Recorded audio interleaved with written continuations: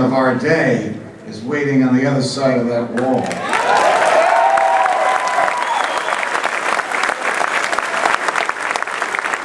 Even though there's a guy in the front row here who's dressed like Thomas Jefferson.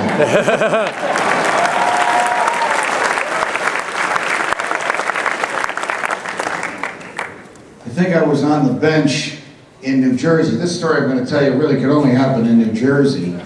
For about 2 or 3 weeks when they assigned me small claims cases. You walk out in the courtroom, there's about this many people in the courtroom, and everyone wants your attention for about 15 minutes. So a guy comes up and he says, Your Honor, my client needs a translator because he doesn't speak English. I said, what language does your client speak? He said, Italian. So I called the courthouse administrator to see if the Italian translator was available, and she wasn't. So I said to the crowd, is there anybody in this room that can translate Italian? Little guy in the back raises his hand, he comes up. We swear in the translator, we swear in the witness, and here is exactly, literally what happens. Lawyer to translator, give the court your name. Translator to witness, what is your name? All right, let me see where this is going to go.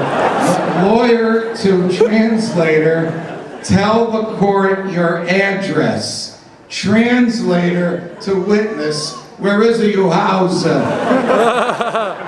looked at this guy, I said, I thought you told me that you could speak Italian. He said, I can, Your Honor, but my English, she's not so good. One time I'm trying a case, a drug distribution case, and you have to pick the jury. In New Jersey, the judge actually picks the jury. So you interrogate a large group of people in order to find 12 who have no interest in the outcome of the case, don't know anybody in the case. So I said to the throng, is there anybody in this room that cannot be on this jury? A little woman in the back raises her hand. I said, yes, what is it, madam? She said, I can't be on this jury because of my occupation. What the heck could she possibly do? This is a drug distribution case. I said, what do you do, madam? She said, I'm a soothsayer. Well, who the heck calls themselves a soothsayer? This was in 1994. But I fell for it. I said, all right, how does that keep you from being on this case? She said, Judge, I already know how the case ends up. I should have said, lady, tell us, and save us the next 3 weeks in the courtroom. I have been very critical of the Bush administration for its shredding of the Constitution.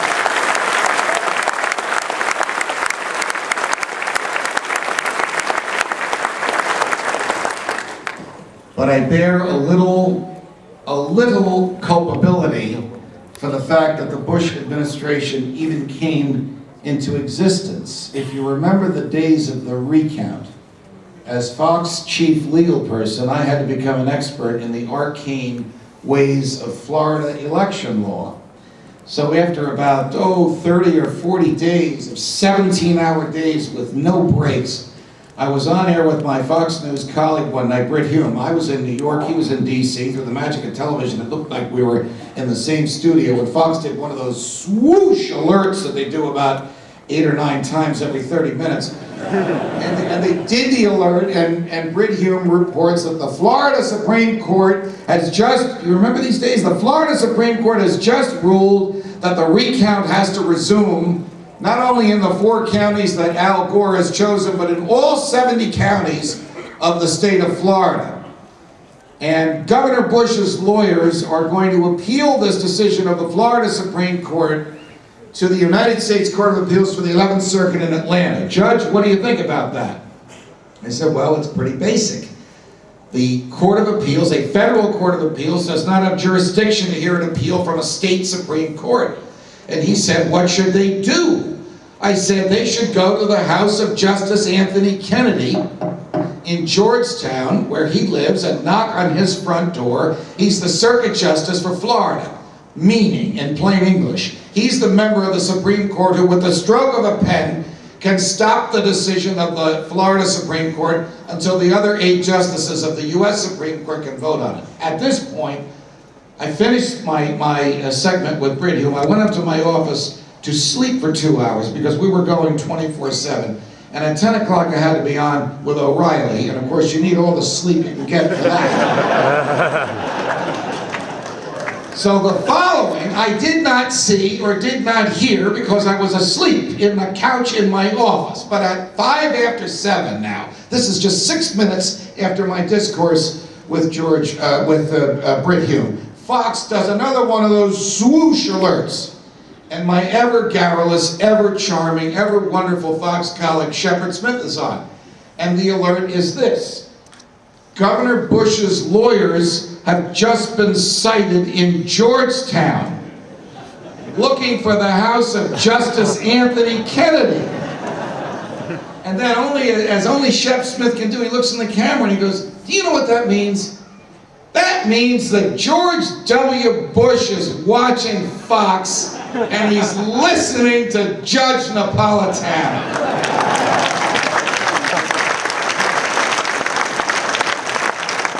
And the rest, unfortunately, is history.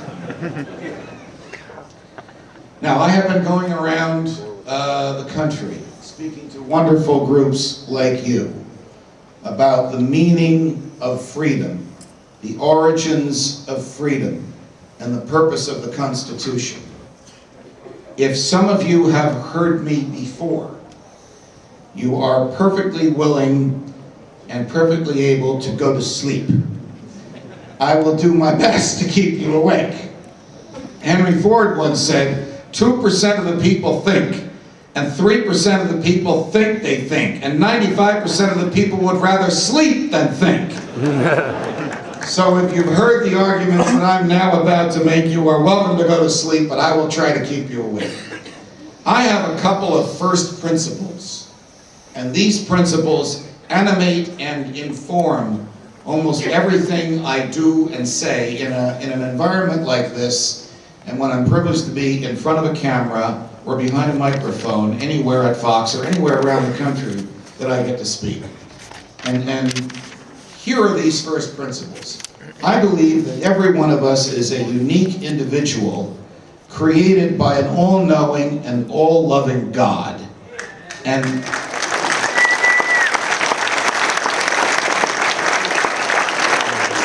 when he created us, he gave us certain attributes of our humanity, which are integral to us and to our existence. The right to live, the right to exercise free will, the right to think as you wish, to say as you think, to publish as you say, to travel where you want, the right to privacy, and the right to be left alone.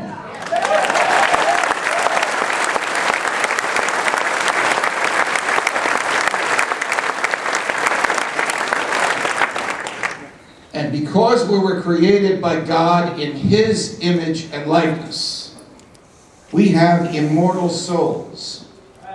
And because our souls are immortal, here is the second of my first principles.